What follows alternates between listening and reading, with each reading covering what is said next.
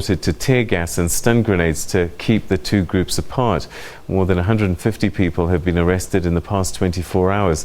President Jacob Zuma has condemned the violence, saying that the anger is fueled by crime rather than xenophobia. But the Africa Diaspora Forum believes that foreigners are being targeted. Tensions at boiling point. Locals and foreign nationals head to head. We don't expect to die, I'm telling you. South Africa will be out of continent. But it wasn't long before it spilled over. Running battles continued with locals demanding that all foreign nationals involved in crime leave the area. Scores were arrested. The numbers over the 24-hour period, 136 people that have been arrested.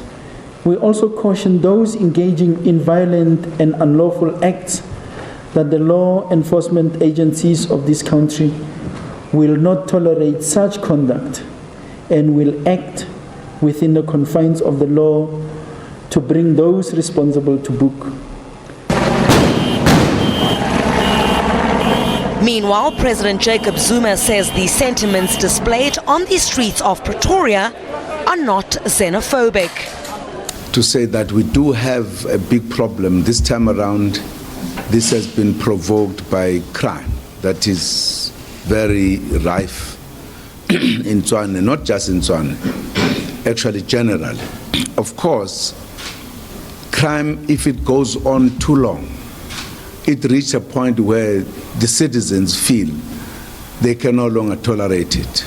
And that's when you have these outbursts wherein people almost take the law into their own hands.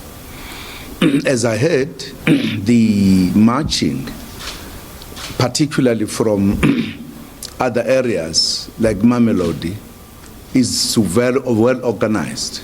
And it is anti-crime in the main. It's not xenophobic.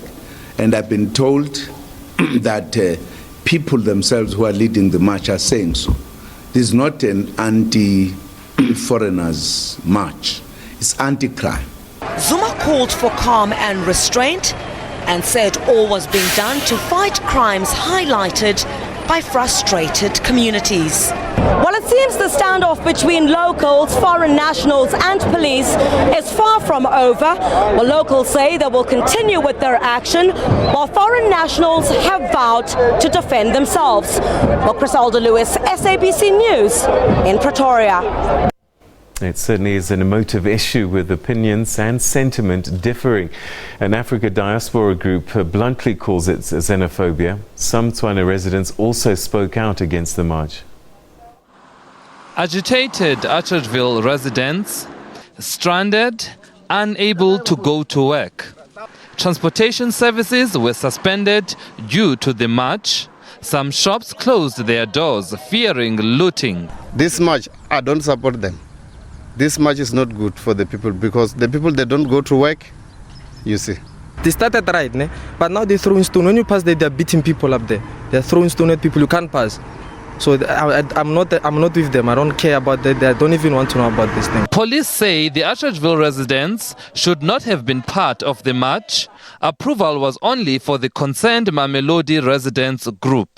Although the group from Mamelodi protested peacefully from early this morning, a group of people from Atteridgeville blocked roads, bent tires and threw stones. They also, without authority to do so, marched on the central business district. Meanwhile, the African Diaspora Forum says its warnings to government are falling on deaf ears. People tried to give themselves a reason to attack migrants. Initially, some were talking about illegal migrants. They saw that illegal doesn't work properly. People were talking about drug dealers. We sympathize with the different communities, and we are aware that the concern that we are raising are genuine. But currently what is happening in Pretoria, We're not attacking drug dealers.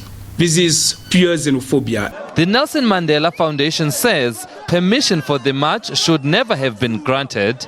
It calls on government, civil society and business to act against xenophobia.